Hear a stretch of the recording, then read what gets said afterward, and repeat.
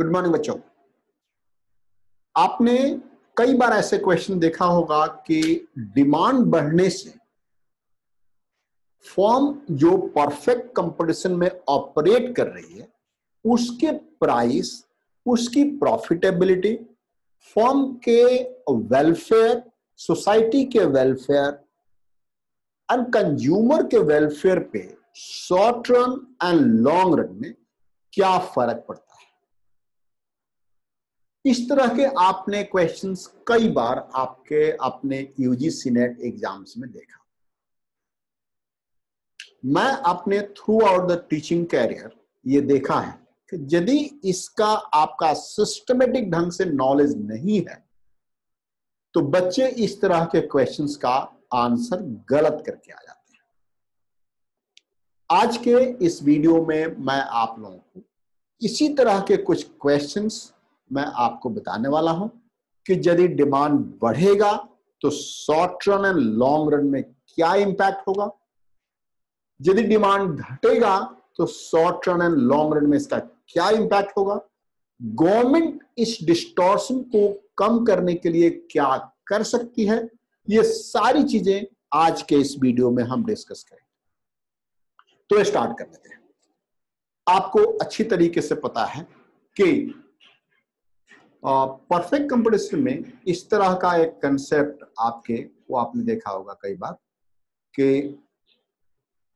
ये देखिए, perfect competition में आपने ये देखिए,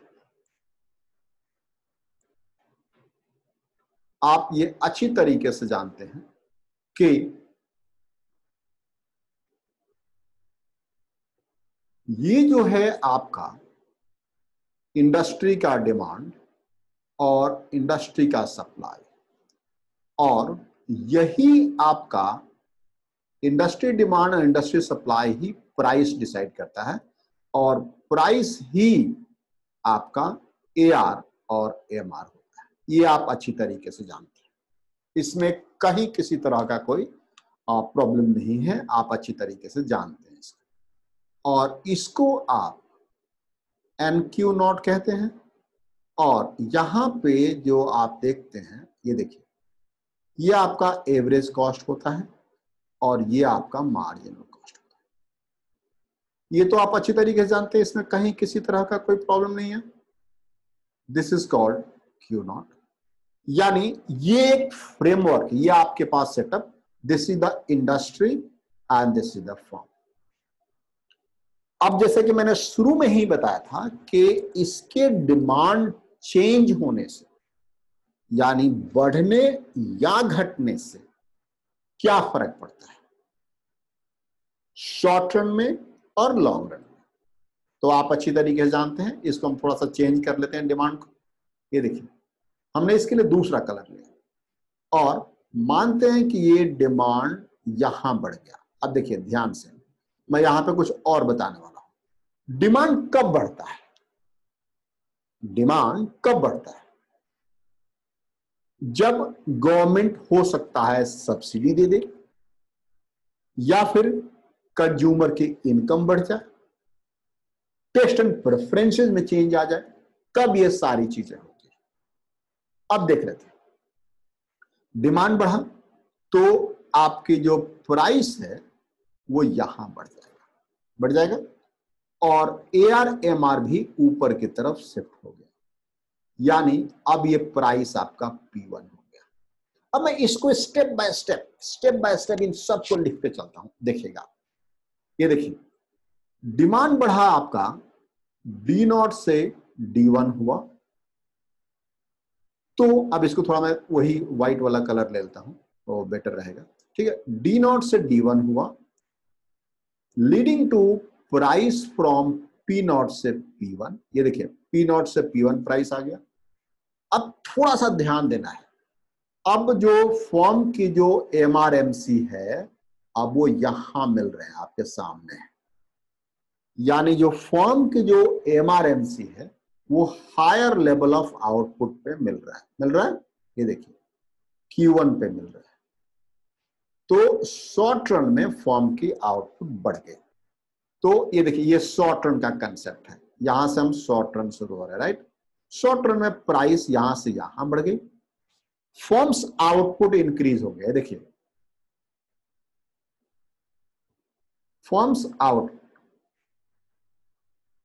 आउटपुट इंक्रीज हो गया फ्रॉम कहां से कहां तक, Q0 से Q1 तक। क्यों? क्योंकि एमआरएमसी अब यहां मिल रहे हैं, ये ध्यान रखना है। क्योंकि फर्म वही प्रोड्यूस करता है जहां पे उसका एमआरएमसी इक्वल होता है, तो एमआरएमसी अब यहां इक्वल है। अब ध्यान दीजिए, आपको मैंने बताया है कई बार कि जब सारे फॉर्म्स को हम जोड़ देते हैं तो इंडस्ट्री बन जाता है। अब देखिए, एक फॉर्म की आउटपुट इतनी बढ़ी है, देख रहे हैं आप लोग, तो यदि सारे फॉर्म्स की आउटपुट बढ़ेगी तब क्या होगा, तो यानी इंडस्ट्री की आउटपुट बढ़ जाएगा। अब देखिए इंडस्ट्री का इक्विलिब्रियम यहां आ गया, दैट इज कॉल्ड NQ1, यानी नंबर ऑफ फॉर्म्स नहीं बढ़े हैं, जो फॉर्म ऑलरेडी एग्जिस्ट कर रही थी वही अब ज्यादा आउटपुट प्रोड्यूस कर रहा है। Fine, so firms output increase from Q0 to Q1। Correspondingly आप इसको इस तरीके से बोल सकते हैं, करस्पॉन्डिंगली इंडस्ट्री आउटपुट बढ़ा है, राइट, इंडस्ट्री आउटपुट इंक्रीज हुआ है।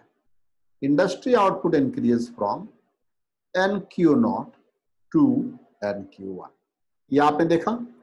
और अब एक और बड़ा इंपॉर्टेंट चीज है, अभी शॉर्ट रन में सब चल रहा है, फर्म को सुपर नॉर्मल प्रॉफिट होने लगा है, क्योंकि कॉस्ट इस आउटपुट के लिए, देखिए इस आउटपुट के लिए कॉस्ट आपका ये है जबकि रेवेन्यू ये हो गया है। ये जो आप देख रहे हैं व्हाइट लाइन से जो शेड किया हमने, ये आपका फर्म का सुपर नॉर्मल प्रॉफिट हो गया। यानी अब आप इसको लिख सकते हैं, फर्म्स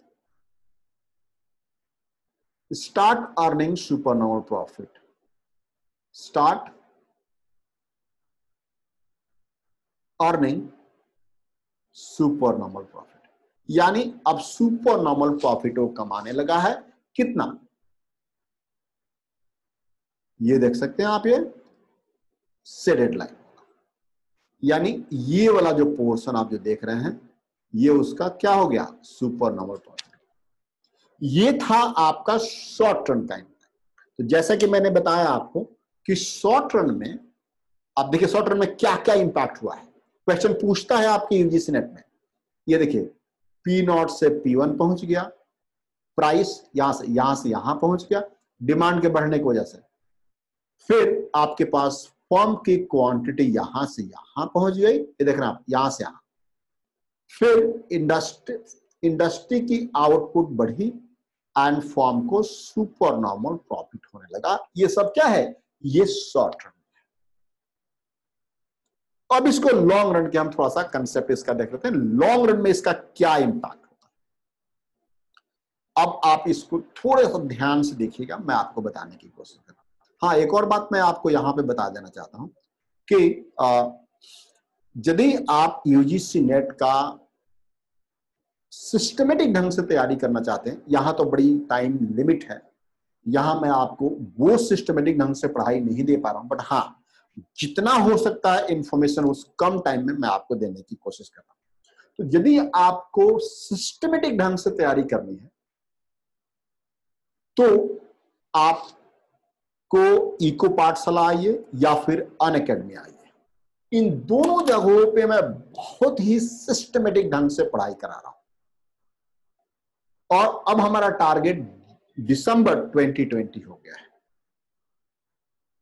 अनअकैडमी पे तो फुल कोर्स 3 महीने का पढ़ा रहा हूं मैं, अगस्त, सितंबर और अक्टूबर में।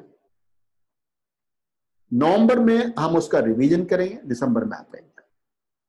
इको पाठशाला पे आप आए, मुझे डायरेक्ट फोन करें और इससे कोर्स का स्ट्रक्चर जाने आप, तो आपको मुझे डायरेक्ट बात कर सकते हैं, मैं आपको बताऊंगा क्या फीस है, क्या स्ट्रक्चर है, कैसे तैयारी होती है, ये सारी चीजें मैं आपको बताऊंगा। हाँ, और यदि आप अनअकैडमी पे आते हैं तो मेरा रेफरल कोड डालना मत भूलिएगा, मैं रेफरल कोड आपको बता देता हूं। रेफरल कोड है हमारा हरेरा, ये यदि आप डालते हैं तो आपको 10% का डिस्काउंट मिलेगा, right.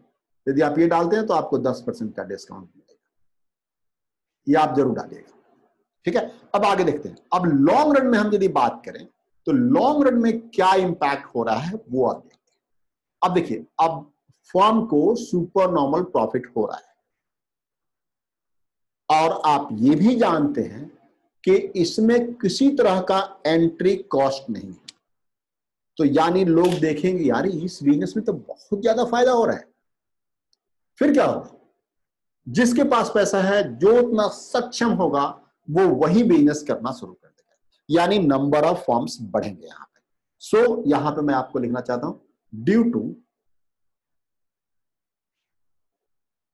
To supernormal profit more firms will be attracted. More firms will be attracted, right? Attracted. Number of firms will increase. Number of firms will increase. यह आप अच्छी तरीके जानते हैं। यानी इस बहुत वो देखेंगे इसमें तो बहुत ज्यादा प्रॉफिट हो रहा है, तो बहुत सारे लोग वो बिजनेस करना स्टार्ट कर देंगे। तो नंबर ऑफ फर्म्स, यानी लॉन्ग रन की अब हम बात कर रहे हैं यहां पे, लॉन्ग रन, ये देखिए हम इसको लॉन्ग रन की बात कर रहे हैं। लॉन्ग रन में क्या हो रहा है, सुपर नॉर्मल प्रॉफिट की वजह से बहुत सारे फर्म्स आएंगे, number of firms will increase होंगे, नंबर ऑफ फर्म्स इंक्रीज होंगे। ये पहला पॉइंट हो गया। जब नंबर ऑफ फर्म्स बढ़ेंगी तो अब सप्लाई भी बढ़ेगा और प्राइस घटेगा, यानी ये सप्लाई बढ़ेगा और प्राइस घटेगा। So industry supply will increase, industry supply will increase. Industry supply increase from S0 to S1 and जब सप्लाई बढ़ेगा तो प्राइस घटेगा and price will decrease from P1 to P0, P1 to P0। अब फिर से उसी point पे आ गया। अब देखिए सप्लाई कैसे बढ़ता है, मैं इसको थोड़ा दूसरा कलर ले लेता हूं और आपको सप्लाई बढ़ते हुए दिखाना चाहता हूं। ये देखिए सप्लाई तब तक बढ़ेगा जब तक कि नॉर्मल प्रॉफिट ना आ जाए। देख रहे हैं आप ये, यानी सप्लाई ऐसे बढ़ा तो supply will increase from S0 to S1 and price will decrease from P0 to P1। अब इसका इंपैक्ट देखिए, क्या इसका इंपैक्ट हो रहा है। इंडस्ट्री आउटपुट इंक्रीज हो गई है, देखिए आपके पास N1 Q0। देखिए अब इसके बाद देखिए पहले, अब देखिए फर्म की आउटपुट पे क्या फर्क पड़ेगा। जब प्राइस वापस आ गया, इस तरीके से प्राइस वापस आ गया, देखिए जब प्राइस वापस आ गया तो firms output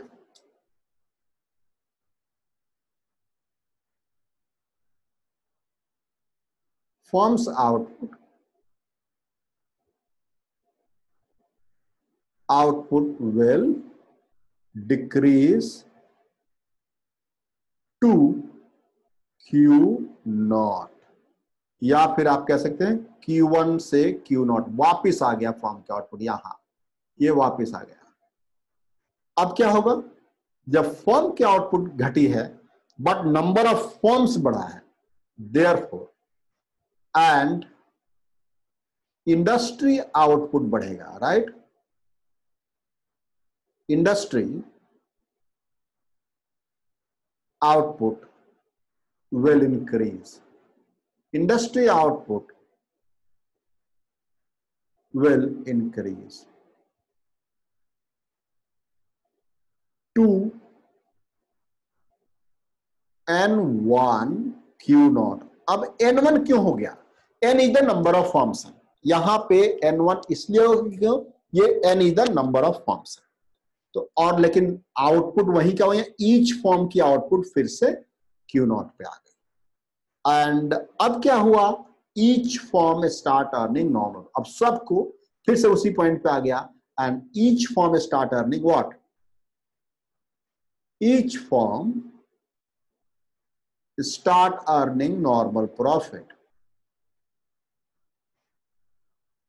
start earning what,